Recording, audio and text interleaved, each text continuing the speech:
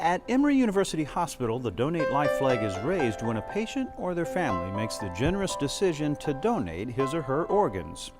The family is then presented with a replica flag as a memento of this most precious gift.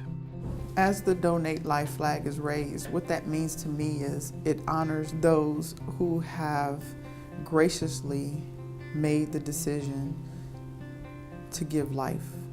And it also allows people hope and a second chance with a renewed and active life. That's what that means to me. Kimberly Simpson Daly talks about her son Anthony and her decision to donate his organs with a mix of pride and grief. A sudden and rare illness took his life in 2013. His breathing became labored, and I asked his doctor to put him on a ventilator because I wanted him to be comfortable. So all was fine, but then it was around 2 to 4 a.m. that Saturday where Anthony drifted in his sleep. Crushed by the unexpected passing of her son, Simpson Daly was not prepared for the question of organ donation when she was first approached about it. Well, at that moment, I just said no. I was not interested. I was overwhelmed with thoughts of my son's body being disfigured through the process. Unknown to Simpson Daly at the time, Anthony had earlier chosen to be an organ donor on his driver's license. She would eventually come to the same decision.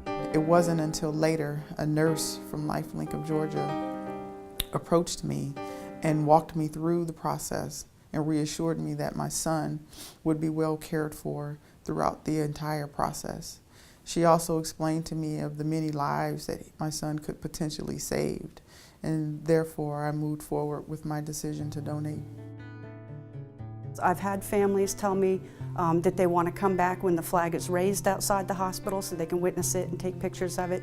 And for people to have a replica of the flag at this moment of decision, when they have something that they can touch and hold and take home with them as a way to remember and honor their family member's gift, that I think helps provide a lot of comfort. Families often are in a situation that has come up out of the blue and unexpectedly, and for these folks who are still reeling from their loss, it gives them something tangible to sort of process their grief through and to look in sort of a forward-looking way toward the benefit that's going to come out of their loved one's decision. Anthony saved 5 lives.